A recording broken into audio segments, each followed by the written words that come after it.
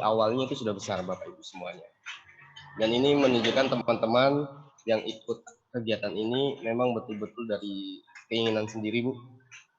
Keinginan sendiri ini yang akan berharap nanti bisa menjadi motor penggerak sekolah ramah anak, dan ini bisa mudah-mudahan bisa diandalkan lah insya Allah. Amin, amin, pasti. Jawa Timur itu termasuk yang saya banggakan, apalagi pengawalnya ada dari Bu Bekti. Saya pikir nanti beberapa fasilitas FASDA bisa menjadi saya akan minta diajukan untuk menjadi Fasnas, barangkali Pak Bagus nanti. Ya Bu. Saya kasih kesempatan untuk Bu Triworo mengajukan pertanyaan langsung. Silakan Bu Triworo. Mungkin di unmute di situ Bu. Bu Woro, ya silakan Bu Woro. Assalamualaikum warahmatullahi wabarakatuh. Waalaikumsalam warahmatullahi wabarakatuh. Salam kenal Bu Elvi yang sangat saya banggakan. Selama ini saya dengar nama Bu Elvi baru kali ini saya bertemu secara daring. Ya selalu Bu Elvi.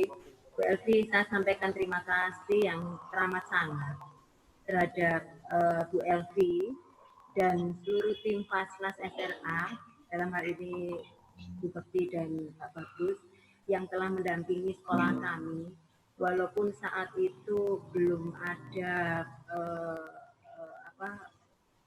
ada penunjukan untuk adanya pelatihan, tapi dengan motivasi dari tim Faslas yang dibentuk oleh KPPA, sekolah kami akhirnya saat ini seluruh guru kami mampu berhijrah untuk menjadi guru-guru yang mampu melaksanakan layanan sekolah ramah anak.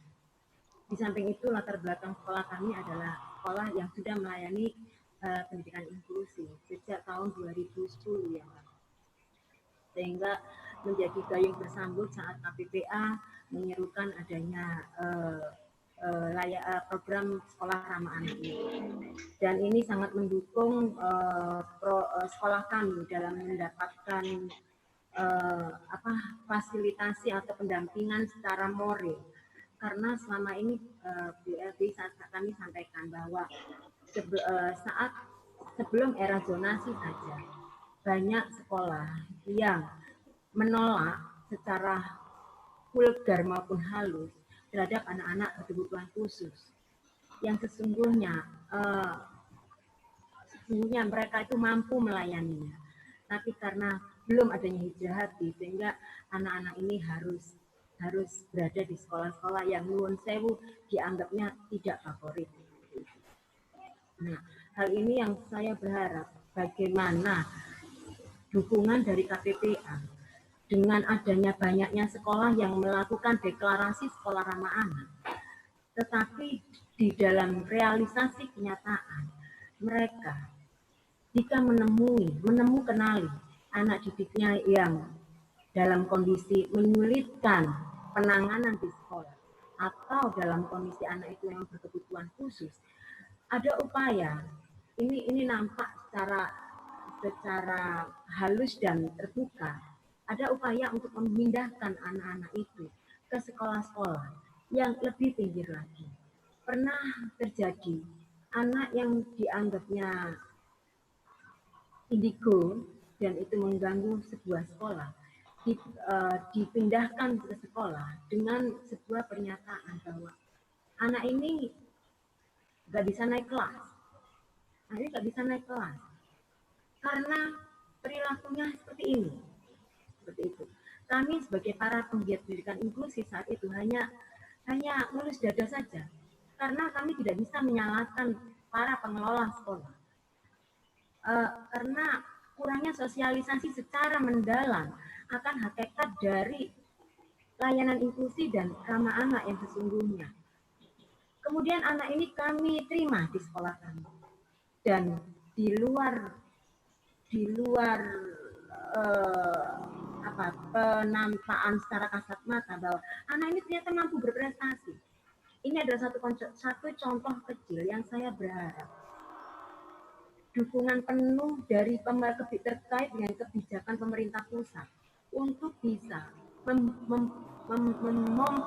memompa atau menekan, ya kasarnya menekan sekolah-sekolah yang dianggap favorit atau bahkan seluruh sekolah di Indonesia, tidak hanya di Jawa Timur, tidak hanya di Surabaya, di Jombang atau apapun, bahwa mindset sekolah inklusif dan mindset layanan ramah anak benar-benar masuk ke dalam hati sanubari para pelaku pendidikan di Indonesia. Nah, dalam hal ini kami selaku penggiat di lapangan, kalau berupa sporadis itu akan merasa kesulitan. Jadi kami mohon bagaimana upaya KPPA dalam hal ini kolaborasi ya dengan Kemendikbud untuk bisa mewujudkan dan mampu memindsetkan secara ya minimal 80%. Manusia kan tetap 20% mesti ada yang kaku hati, susah itu. Tetapi tetap kita harus positive thinking. Minimal 80% itu berjalan. Insya Allah yang 20% itu akan ikut larut di dalamnya. Ini inti dari itu. Jadi saya sampaikan terima kasih bahwa saat ini sekolah kami dengan terbentuknya paguyuban orang tua kelas untuk siswa cerdas berkreasi, berkarakter. Saya menyampaikan best practice kilat saja bahwa saya untuk menghias kelas, saya untuk menata kelas, untuk menyediakan air mineral, untuk menyediakan kesejahteraan anak di dalam kelas, tanpa harus meminta berapa nominal pada orang tua itu.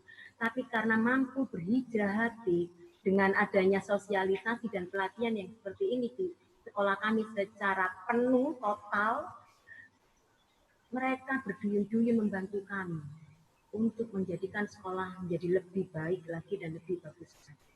Dan ini jika ini bisa, aura ini bisa masuk ke seluruh sekolah, alangkah indahnya Indonesia ke depan. Begitu Ibu, terima kasih, mohon maaf. Assalamualaikum warahmatullahi wabarakatuh. Baik, terima kasih Bu Woro. Untuk selanjutnya saya beri kesempatan kepada Pak Rasmian.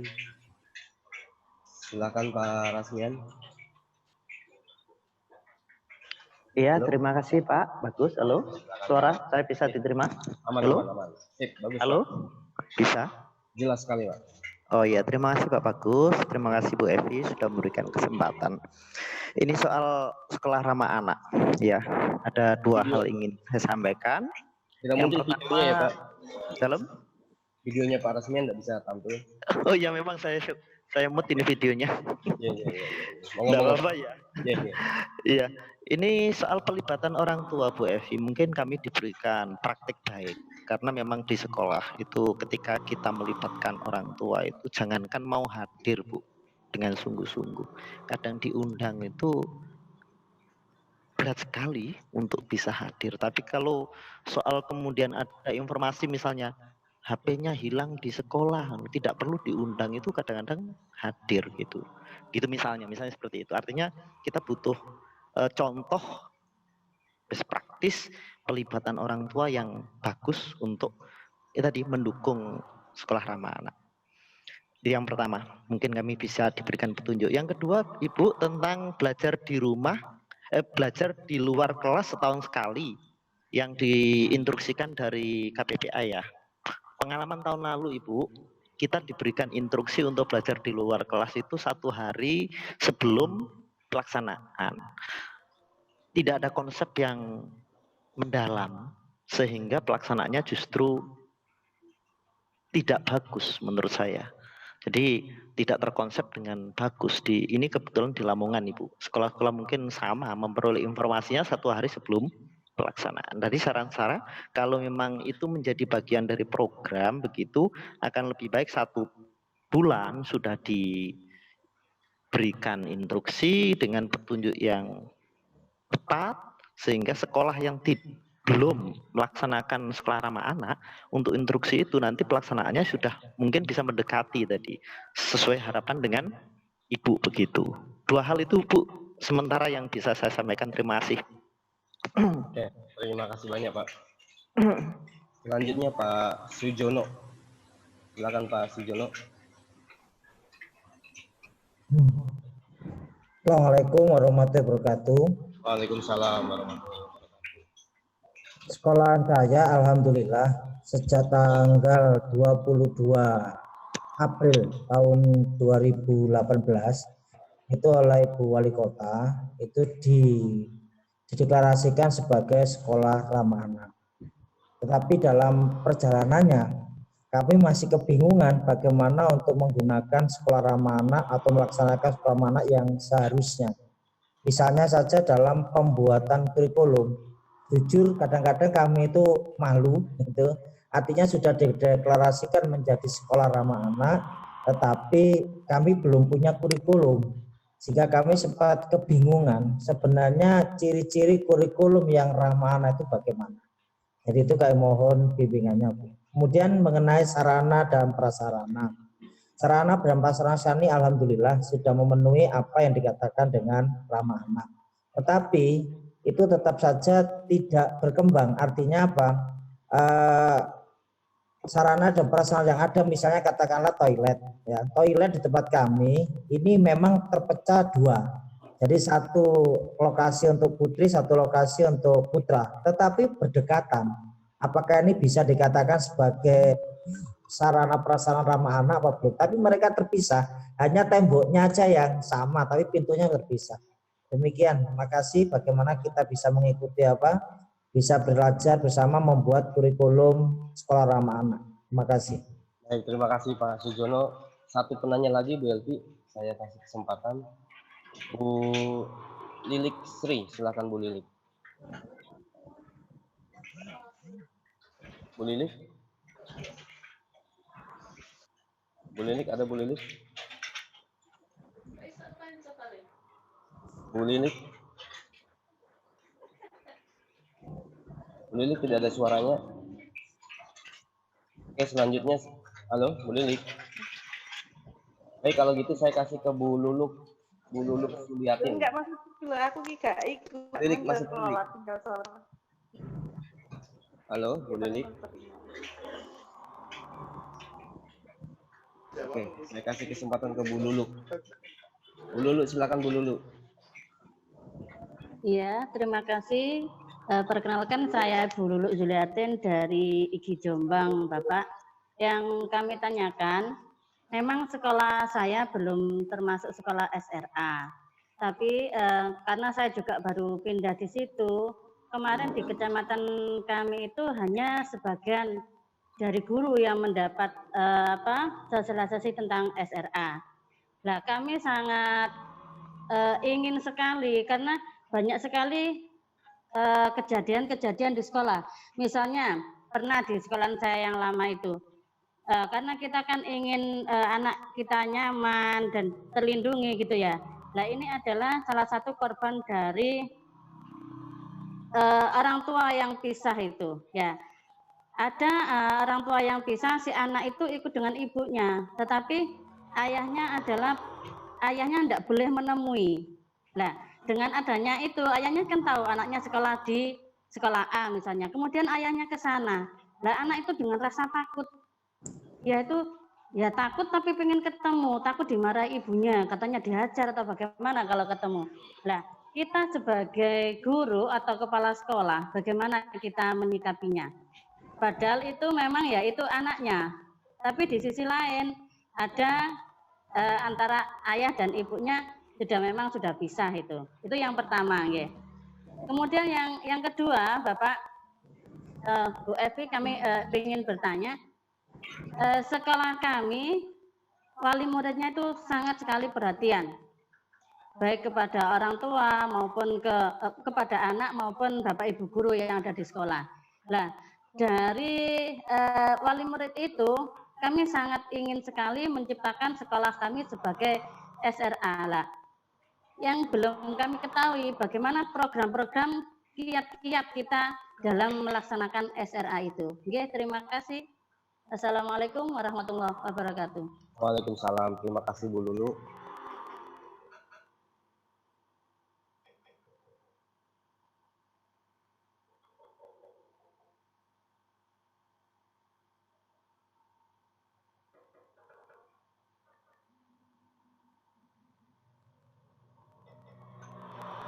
Halo Bu Elvi.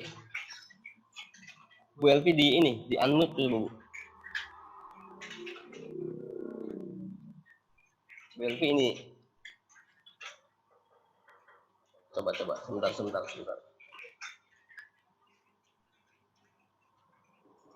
Oke.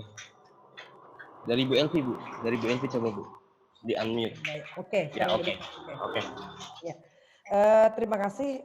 Yang pertama dari Pak Triworo, Bu Triworo Ibu. mengenai sekolah inklusif ya, Ibu Triworo. Nah, Bu, ini yang menjadi salah satu kasus mengapa kata inklusi di barisan, kan barisan itu I-nya ada 2, indah inklusi.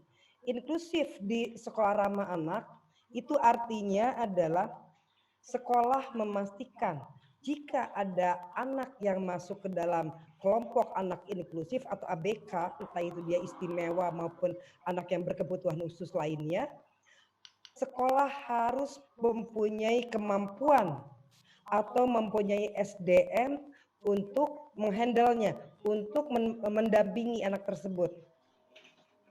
Apa yang dilakukan pada waktu sekolah kedatangan anak berkebutuhan khusus untuk sekolah ramah anak? Jika sekolah merasa bahwa tidak ada guru pendamping khusus, tidak ada SDM khusus, maka tanyakan apakah dari Dinas Pendidikan ada. Atau apakah ada guru yang nanti bisa mendapat pelatihan untuk menjadi guru pendamping khususnya. Karena anak berkebutuhan khusus mempunyai keperluan untuk pendamping khusus, ilmunya khusus, dan orangnya juga khusus. Tidak bisa dengan guru biasa, tidak bisa. Karena anak ini mempunyai kebutuhan khusus. Semuanya serba khusus. Seperti juga di perlindungan khusus, karena ABK masuk di perlindungan khusus, Bapak Ibu sekalian. Sehingga inklusif untuk sekolah ramah anak, memastikan anak harus mempunyai pendamping atau SDM yang bisa membantu anak ini berada di sekolah tersebut.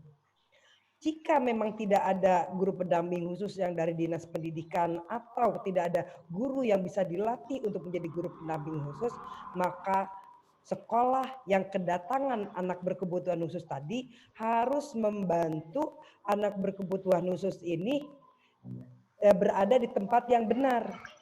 Artinya sekolah membantu.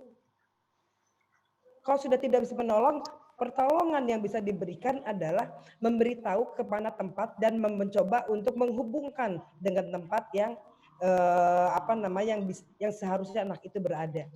Itu yang dilakukan untuk kata inklusif di sekolah ramah anak, Bapak Ibu sekalian. Karena di barisan itu I-nya ada 2, I yang kedua adalah I inklusif. Nah, apa yang Ibu sampaikan itu yang sering terjadi. Karena SDM-nya bukan SDM khusus, ilmunya tidak khusus, maka pendekatannya juga salah. Pengertian mereka menggunakan standar anak normal untuk diberikan kepada anak yang berkebutuhan khusus. Kan sudah salah. Alatnya saja sudah salah. Nah, inilah yang mengapa banyak kasus anak berkebutuhan khusus yang dikembalikan kepada orang tua dengan bahasa halus Indonesia kan semua harus diperhalus. Dikembalikan kepada orang tua, dikembali oleh orang tua dan sebagainya. Nah, inilah dengan kata lain dikeluarkan.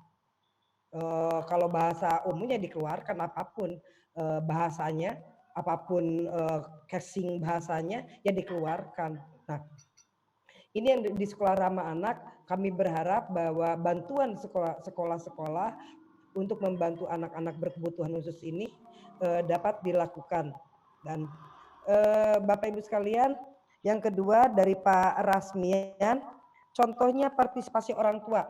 Bapak, saya mengambil contoh ada di misalnya di Min 1 Takalar.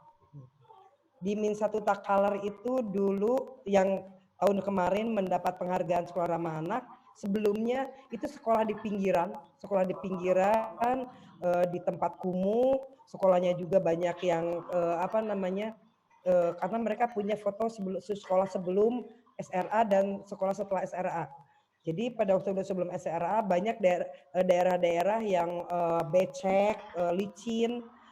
Dan pada waktu sekolah itu menjadi sekolah ramah anak, kepala sekolahnya Pak Zul memberitahukan ke semua warga sekolah termasuk kepada orang tua untuk berpartisipasi untuk melindungi anaknya. mencoba untuk membenahi sekolah. Nah, dari misalnya gini Pak, tidak mungkin pada waktu awal kalau misalnya ada anak 500 di sekolah, berarti 500 orang tua. Nah, 500 ini langsung berpartisipasi semuanya, tidak mungkin. Pasti ada prosesnya.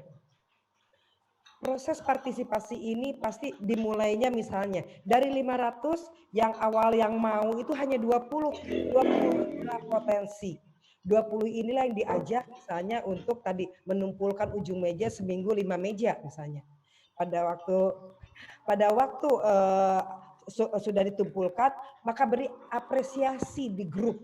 Terima kasih Bapak Ibu dari orang tua anak yang bernama ini karena sudah berpartisipasi dalam menumpulkan 5 meja minggu lalu.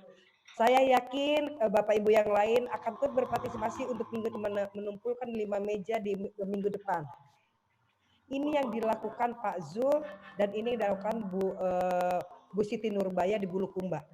Bu Siti Nurbaya lebih parah lagi. Bu Siti Nurbaya adalah sekolah di pinggir pantai, isinya semua anak nelayan. Boro-boro ada anak nelayan yang orang tuanya mau datang ke sekolah, biasanya 0% yang mau berkontribusi dalam kalau ada masalah, kalau ada dipanggil untuk ngambil rapot saja, susahnya setengah mati. Tapi sekarang menjadi sekolah ramah anak yang kemarin mendapat penghargaan juga. Mengapa bisa seperti itu? Bu Siti Nurbaya mendekati anak pada waktu orang tua mendarat di pantai, Bu Siti Nurbaya mendekati. Pak, sekolah anak Bapak sekarang sudah menjadi sekolah ramah anak loh. Sekolah ramah anak itu Pak berarti kami ingin melindungi anak-anak Bapak. Tapi harus dibantu ya sama Bapak sama Ibu ya. Apa bantuannya? Bukan uang Bapak Ibu. Tapi kita mau membereskan, menghijaukan sekolah karena sekolahnya sangat kering. Tidak ada hijauan apa-apa. Jadi kalau ada barang-barang bekas, ada tumbuh-tumbuhan di rumah yang bisa disumbangkan, ayo Pak kita menghijaukan sekolah ya. Dari 500 orang tua yang datang hanya 10 itu di minggu pertama. Untuk sampai 90% Bu Siti Nurbaya memerlukan waktu 1 tahun. Dengan cara memberikan apresiasi untuk yang sudah datang dan memberitahu kepada yang lain dan mengajak secara persuasif yang lain. Berproses, semua berproses. Nah, itu contoh 2 hal yang tadi contoh Pak Zul tadi, ada orang tua yang sudah punya, oh saya punya ini ban-ban bekas, boleh nggak saya sumbang? Kita tata ban bekasnya supaya jadi pijakan. Oh iya nanti dikasih semen terus dikasih warna-warni akhirnya jadi tempat instagramable. Kalau Bapak datang ke Min 1 Takalar itu keren abis Pak. Sekolahannya itu semua partisipasi orang tua dan anak. Dan dimulai dari hanya 20 orang tua dari sekian ratus orang tua. Jadi itu terus seperti misalnya Bu Ratna di SMA 20 Jakarta. Seperti itu. Di awal partisipasinya sangat kecil sekali, tetapi pada waktu kita memberikan apresiasi, pertama mensosialisasikan sekolah anaknya adalah sekolah ramah anak. Sekolah ramah anak itu adalah ingin sekolah untuk melindungi anaknya. Masa sih sekolah melindungi, masa rumah pertamanya tidak mau ikutan? Nah, seperti itu. Jadi persuasif seperti itulah yang dilakukan dan saya berharap nanti di paparan saya ada foto di Min 1 Takalar, ada foto di Bulukumba Pak mengenai partisipasi orang tua, bagaimana orang tua menghias dari botol-botol air mineral bekas di setiap pintu kelas, menghias menjadi gapura dan sebagainya. Nah, itu contohnya Pak Rasmian. Terus belajar di luar kelas, ini biasanya kami sudah nyetingnya 3 bulan sebelumnya Pak, karena diselaraskan dengan Hari Anak Internasional. Jadi seluruh sekolah ramah anak yang sudah di-SK-kan, kami mengajak, mendorong agar mengikuti sehari belajar di luar kelas tadi. Dan yang belum deklarasi, sekalian deklarasi di acara sehari belajar di luar kelas tersebut. Konsepnya jelas, ada 14 tahapan, dengan setiap tahapan itu konsepnya jelas semuanya. Nanti barangkali kita bisa sharing mengenai konsep sehari belajar di luar kelas. Dan saya berharap nanti tahun ini Bapak Ibu sekalian juga tidak Lamongan, Bu Bekti tolong dikawal Lamongan, Bu Bekti untuk sehari belajar di luar kelasnya supaya tidak ada tadi lagi-lagi supaya biasanya kalau di banyak tempat kegiatan sehari belajar di luar kelas ini kan kalau di pedoman kami hanya 2 jam Bapak Ibu sekalian. Tetapi biasanya itu sampai 4 jam, 5 jam. Karena anak-anak hari itu biasanya bahagia sekali belajar di luar kelas. Pak Siono deklarasi masih bingung bagaimana membuat kurikulum ramah anak. Kurikulum ramah anak RKAS-nya Pak ya maksudnya. Jadi barangkali nanti Bu Bekti bisa bantu ya Bu Bekti ya. Karena ini sudah benar-benar implementasi bagaimana di sekolah. Karena saya bukan penggiat pendidikan, bukan guru atau ini. Bagaimana supaya program-program. Jadi yang pertama itu Pak, pemetaan potensi dulu sebenarnya Pak di tahapan pertamanya. Nanti bisa dilihat di paparan. Pemetaan pertamanya adalah mengisi checklist potensi. Oh, potensinya melihat sudah mempunyai ini. Oh, yang belum adalah ini. Oh, berarti yang belum itulah yang harus direncanakan. Nah, direncanakan. Oh, kalau begitu harus berjejaring dengan siapa, merencanakannya bagaimana. Nah, itu bisa ditanyakan kepada fasilitator misalnya dan sebagainya. Nah, ini yang perencanaan inilah yang masuk di RKAS-nya, Pak. Jadi bagaimana melaksanakan. Jadi jangan bingung karena yang pertama harus mengisi dulu checklist potensinya supaya tahu tahu apa yang harus dilakukan. Karena di checklist potensi itulah kita mengetahui apa yang sudah dilakukan dan yang belum dilakukan sehingga perlu dilakukan. Nah, saya setuju Pak kalau memang saat ini masih banyak sekolah yang sudah dideklarasikan masih berkutat di Sarpras. Sehingga tadi saya menekankan di komponen keempat, sarana prasarana ramah anak. Itu satu kalimat utuh. Di sekolahan Pak Bagus, pagarnya adalah pagar hidup. Bukan berarti tidak bisa jadi sekolah ramah anak. Sekolah Pak Asgar pada waktu awal-awal yang muridnya hanya 45 di pedesaan tidak masalah. Sekarang setelah menjadi sekolah ramah anak menjadi tambah banyak. Jadi bukan soal sarana prasarana yang harus wah, tetapi bagaimana memastikan sarana prasarana yang dimiliki tidak membahayakan anak. Kalau punya pohon, pastikan pohonnya tidak berduri. Kalau punya bangku, pastikan bangkunya ujungnya tidak runcing. Bagaimana dengan tadi, dengan kamar mandi WC yang istilah saya di satu titik WC-nya bertolak, biasanya WC-nya bertolak belakang. Jadi WC perempuan dan laki-laki seperti ini. Ini WC laki-laki perempuan menghadap ke sini, ini WC laki-laki, tetapi di satu titik. Ini yang di sekolah ramah anak saya berharap Bapak punya titik yang lain lagi. WC yang bertolak belakang juga. Nah, kalau Bapak punya 2, maka ini menjadi WC perempuan, yang satu menjadi WC laki-laki. Tinggal menggantikan rambu-rambu WC-nya saja, Pak.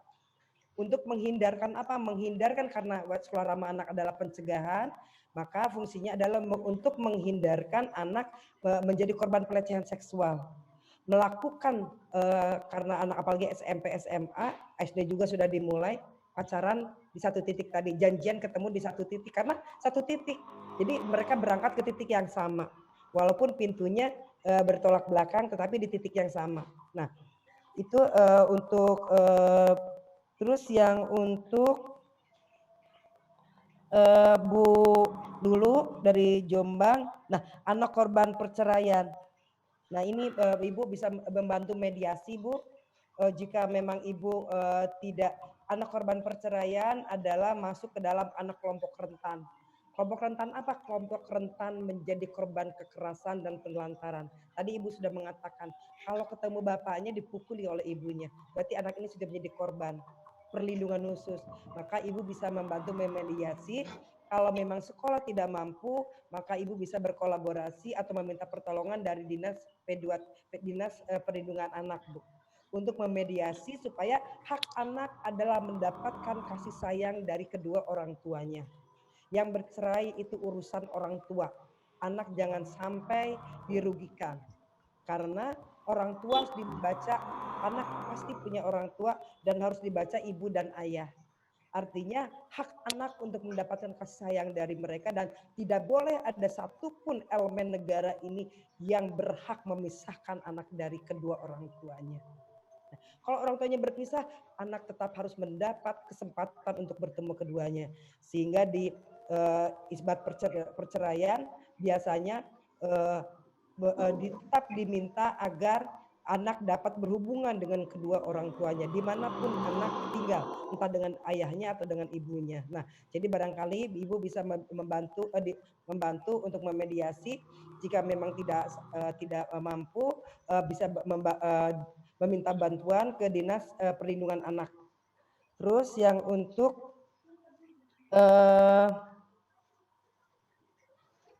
kiat-kiat untuk wali murid. Ini program untuk orang tua. Waduh, kalau program untuk orang tua banyak sekali, Bu. Ibu lihat barisan, kata barisan. Untuk program kebersihan, mana orang tua dilibatkan. Ambil contoh di tempat sekolahannya temannya Pak Bagus di Wisata Sanur. Orang tua terlibat dalam proses penghijauan. Jadi kebetulan ada orang tua yang membuka produk kompos di rumahnya, mengajarkan pembuatan kompos di sekolah sehingga menghijaukan sekolah, membantu menghijaukan sekolah misalnya. Itu partisipasi orang tua. Bagaimana program-program tadi Bapak Ibu sekalian untuk orang tua, membuat kelas menyenangkan. Bapak Ibu sekalian, saya ingin mengambil hikmah dari anak tukang bubur yang bunuh diri karena selalu dibully oleh teman-temannya, anak tukang bubur, dan bahkan gurunya pun ikut membuli. Salah satu kasus yang paling tinggi yang masih terjadi di sekolah ramah anak adalah pembulian, Bapak Ibu sekalian. Dan pembulian yang tertinggi adalah pembulian kepada nama dan profesi orang tua. Saya berharap Bapak Ibu sekalian untuk mengurangi pembulian ini adalah mengadakan kelas parenting di mana orang tua terlibat dan yang dipanggil ada orang tua yang memberikan sharing bagaimana orang tua tersebut kerjanya, sharing orang tua keterampilannya dan sebagainya. Contohnya yang diajak untuk sharing bukan hanya orang tua yang berkecukupan atau mempunyai jabatan atau profesi yang misalnya ada kerja di Pertamina, di insinyur, dokter, tidak. Tetapi kami memohon agar orang tua yang profesinya pun seperti tadi tukang bubur atau tukang beca dapat diajak untuk sharing. Barangkali agak sulit, tetapi dengan pendekatan-pendekatan dapat sharing informasi kepada anak-anak supaya anak-anak tahu bahwa orang tua mempunyai tugas yang berat untuk menyekolahkan anaknya, bahwa orang tua mempunyai mempunyai beban yang kuat, yang berat untuk menyekolahkan anaknya, sehingga anak lain bisa menghargai profesi tadi. Bahwa tidak ada profesi yang hina selain mencuri. Nah, sehingga anak-anak tahu bahwa semua profesi itu sangat mulia pada waktu profesi itu adalah profesi yang merupakan kegiatan yang dilakukan orang tua untuk menyekolahkan anaknya dan sebagainya. Nah, jadi itu salah satu bentuk bagaimana tadi selain mengelola sekolah, membereskan lingkungan, tadi dengan kelas parenting, kelas menyenangkan, seperti yang dilakukan misalnya oleh di Riau, di Dumai misalnya, orang tua terlibat dalam program kelas menyenangkan. Jadi pada waktu meja-meja ditumpulkan, ada orang tua yang tukang jahit. Jadi menyumbangkan perca-perca kain untuk dijadikan tutup meja. Akhirnya banyak juga yang menyumbangkan seperti itu untuk kelas-kelas anaknya, Bapak Ibu sekalian. Itu silahkan. Banyak sekali inovasinya untuk orang tua untuk terlibat dalam sekolah ramah anak. Jadi diambil dari barisan saja bisa dilihat, Bapak Ibu sekalian. Itu barangkali Pak Bagus dari 4 penanya. Baik, terima kasih banyak Bu Elvi. Ya. Bu, mohon izin ini sebenarnya masih banyak sekali Bapak Iya. Ibu teman-teman yang bertanya, Mm-mm. tapi kayaknya waktu sudah tidak cukup Bu. Ya, besok Jadi pasti kita balik ketemu. oke, tapi ini saya coba beberapa catat untuk yang ditulis di ini Bu, Iya, iya. ditulis di grup. Saya Ya. coba share. Ada SK ya, ada tanya tentang SK ya, ada beberapa Iya. yang tentang SK ya. Iya. Oh, oke. Terus? Tidak semua saya bisa Ya, ini oke. tampilkan, tapi beberapa saja. Ini terkait punishment juga Bu. Punishment. Ya itu besok saja. Ya. Yang kaitannya sama disiplin positif nanti dengan Bu Bekti. Yang masih kira-kira saya sekarang bisa cepat saja Pak Bagus. Ya. Ini tentang dari Pak Muhammad Hari. Beliau menyatakan sepakat sekali dengan konsep sekolah ramah anak. Namun bagi saya, perlindungan anak bagian dari peradaban bangsa. Di negara maju seperti Australia, yang saya observasi tahun lalu, bahkan saat ini sekolah kami dilarang mengambil foto dan menjaga psikis anak. Saat anak bersalah, mereka akan dipanggil kemudian didasarkan dengan lembut atau tidak dimarahi di depan anak-anak yang lain. Tapi persoalan di Indonesia demikian kompleks. Persoalan ini intinya ada pada kultur pendidikan di keluarga dan sekolah.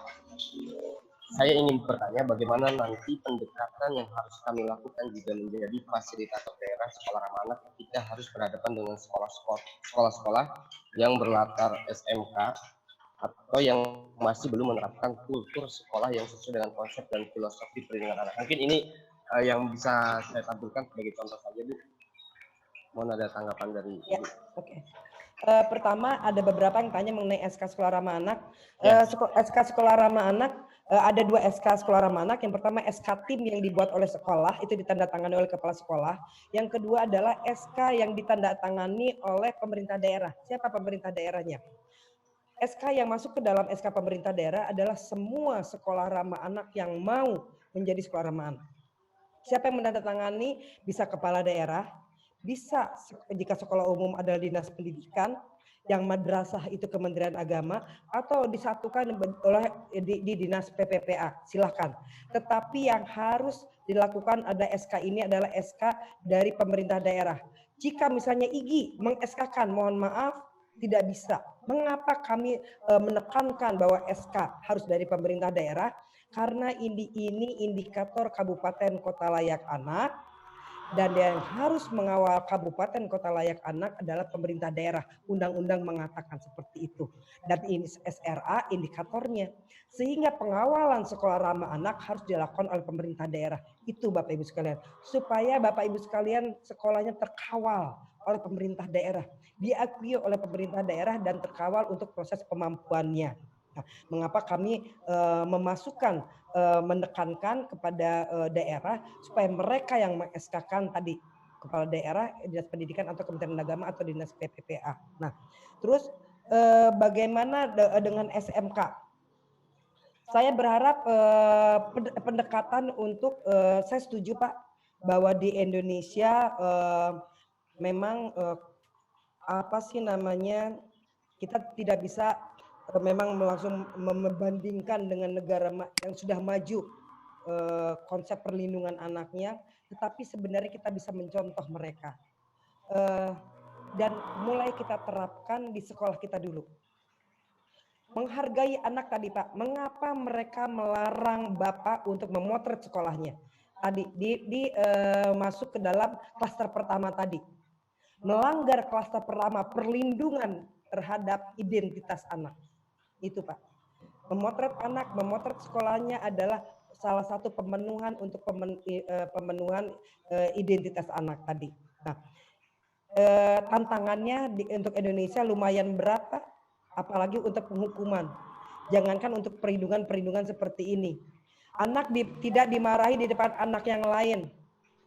Jangankan hal seperti ini. Bahkan untuk yang tadi saja yang di-share oleh Bapak yang tadi, anak dipotret sedang tidur, di-share kemana-mana. Anak khusus untuk yang saya ingin menyampaikan, banyak perlakuan salah di sekolah karena belum tahu, bukan tidak ingin, karena tidak tahu Pak. Nah, jadi saya berharap setelah nanti Bapak Ibu sekalian yang ikut pelatihan FASDA ini tahu, maka sudah tidak lagi melakukan. Contoh kecil untuk anak yang dipanggil ke guru BK. Kalau sebelum menjadi sekolah ramah anak, ruang BK sebagai ruang pengadilan, artinya pada waktu anak yang dipanggil oleh guru BK, pasti stigmanya anak itu bermasalah. Halo? Halo Pak? Halo? Halo Pak? Ya, lanjut Bu. Kedengaran Bu. Oke. Kalau di stigmanya bahwa ruang BK atau guru BK adalah hakim dan ruang pengadilan selama ini, maka setelah menjadi sekolah ramah anak, jangan pernah panggil dulu anak ke ruang BK, tetapi dekati anak yang bermasalah secara pribadi. Nah, nanti Bapak mau ngobrolnya dengan kamu waktu istirahat atau waktu pulang sekolah sebentar ya. Informasikan kepada orang tuanya. Bapak Ibu yang saya hormati, saya akan ngobrol sebentar dengan anak Bapak Ibu sehingga anak Bapak Ibu pulangnya agak terlambat. Kita yang mendekati anak supaya menghilangkan stigma tadi. Tadi supaya tidak ada pelanggaran di klaster pertama tadi, melindungi identitas anak. Jangan sampai anak belum tentu salahnya sudah mendapat stigma. Pas dipanggil ke ruang BK, ada guru di sana, guru menyebarluaskan informasi yang belum tentu benar di ruang guru. Di ruang guru ada anak-anak, jadilah trending topik satu sekolahan. Padahal kesalahan anak belum tentu benar. Nah, ini yang saya berharap bahwa nanti setelah sekolah ramah anak, pendekatan-pendekatan seperti itu, pendekatan dari klaster 1 sampai klaster 4 dapat dilakukan lebih kepada berperspektif hak anak. Dan kepada SMK, saya berharap Pak Bagus cerita bagaimana tidak menghilangkan ketegasan dan kedisiplinan, karena disiplin bukan identik dengan hukuman, di SMK Pak Bagus. Silakan Pak Bagus. Singkat saja Bu, karena waktunya sudah mau maghrib, waktu Makassar. Oh iya, monggo. Ya, jadi prinsipnya itu, sekolah ramah anak sebenarnya bukan membangun sekolah yang baru. Sekolah ramah anak juga tidak harus membangun sarana yang baru, tapi lebih kepada kepekaan kita sebagai orang dewasa, sebagai orang tua di dalam sekolah. Jadi kalau di sekolah kami, justru anak yang troublemaker lah, katakanlah begitu, yang sering berbuat, menunjukkan sesuatu kebolehannya. Kalau di kami ada namanya Danti, ada namanya Danton. Kami juga menerapkan semi militer, tapi semi militer kita adalah yang untuk membangun fisik anak-anak, bukan berarti menghukum sesuai dengan kemampuannya. Meskipun kita kerjasama dengan Kostrat, tapi sesuai dengan keinginan kita. Jadi hanya untuk membangun bela negara, terus membangun semangat Korsa dan lain-lain, tanpa merendahkan martabat anak, tanpa harus anak merasa takut, tapi lebih meningkatkan potensi anak. Jadi misalkan tadi disampaikan kalau misalkan ada anak yang tanda kutip nakal, justru karena mereka itu ingin mendapatkan perhatian, ingin mendapatkan panggung, ingin mendapatkan pengakuan. Di kami itu dikasih bed, danton atau danki dan lain-lain. Anak yang semacam itu dikasih kesempatan, alhamdulillah, justru mereka akan merasa percaya diri dan bisa untuk dipercaya sekolah untuk mengatur teman-temannya. Mungkin sekilas itu, Bu Elvi. Terima kasih Pak Bagus. Barangkali itu Pak Bagus. Oke, terima kasih banyak Bu Elvi, terima kasih Bapak Ibu semuanya. Catatan kami yang sudah Bapak Ibu tanya di grup, kita rekam semuanya. Jadi nanti insya Allah pada kesempatannya kami akan sampaikan ke Bapak Ibu semua tentang bagaimana sekolah ramah anak. Ini di sesi terakhir ini ada kuis Bu Elvi. Semuanya ada kuis yang akan disampaikan ke dari Bu Bekti untuk Bapak Ibu semua. Ada karya buku dari Bu Bekti tentang sekolah ramah anak. Satu buah buku hari ini diberikan kepada yang bisa menjawab kuis. Silakan Bu Bekti. Bu Bekti coba di unmute dulu di situ. Di Pak Bagusnya kali Pak Bagus. Kayak tadi kayak saya juga memang sulit. Dari Bu Bekti. Bu Bekti di Ya, sudah. Udah. Silakan. Baik, terima kasih Bapak Ibu semuanya. Ini bukunya, yaitu Haruskah Sekolah Itu SRA. Dalam 3 hari ini kami akan menghibahkan 3 buku kepada Bapak Ibu semuanya, peserta yang bisa menjawab benar dan cepat. Jadi seperti penanganan SRA. Jadi kalau ada penanganan SRA, tantangan di SRA-nya adalah kalau ada sesuatu tantangan ditangani dengan cepat dan tepat. Begitu pula dengan kuis yang saat ini. Bapak Ibu, mohon maaf dari apa tadi yang sudah disampaikan oleh Bu Elvi. Kami mohon menjawab ulang apa saja yang Ibu ketahui tentang konvensi hak anak. Kemudian ada berapa klaster dan mohon disebutkan klaster yang sudah Bapak Ibu dengar dan pahami dari Bu Elvi. Mungkin itu pertanyaannya Pak Bagus. Oke, yang menjawab silahkan ketik di grup chat nama dan asal sekolah. Yang pertama akan saya kasih kesempatan untuk menjawab langsung. Silahkan dimulai kuisnya. Oke, saya ulang pertanyaannya mungkin ya. Ya, Dari silakan. Bapak Ibu semuanya. Saya ulang pertanyaannya. Dari Oke, paparan dari Bu saya kasih Elvi. kesempatan, mohon maaf Bu, sama Bu Lisa. Ya. Bu Lisa. Ya, Bu Lisa. Bu Lisa, silakan Bu Lisa. Right hand, ya. Ya, LIZA. Ye. Ya, silakan Bu Lisa. ya. Halo, Halo, ya Ibu. halo, ya Bu Bekti. Iya. Terima kasih kesempatannya. Yang kami ketahui tentang klasternya ada 4 klaster tadi Bu Bekti. Nanti mohon Bu Elvi yang sebagai juri ya. Ada Langsung saja 4, mungkin Bu. Klasternya berapa Bu? ada 4 klaster. Klasternya ada berapa Bu? Tetot, salah. Salah. Oke, ini Bukan salah. langsung Bukan salah, saja. belum benar. Langsung saja. 5 ya. Oke, 5 klaster. Sudah dijawab Bu Bekti. Yang menjawab benar adalah Pak Muhammad Isa. Ada 5 5 klaster. klaster ya. Ada 5 klaster. Ya, baik. Nanti bisa Nanti bisa dikirim alamat, akan kami kirim ke alamat yang sudah disampaikan. Gitu. Aduh. Nah, ini beliau pemenangnya buku hari ini. Oke. Oke, baik Bapak Ibu semua, terima kasih banyak untuk partisipasinya hari ini. Mudah-mudahan apa yang kita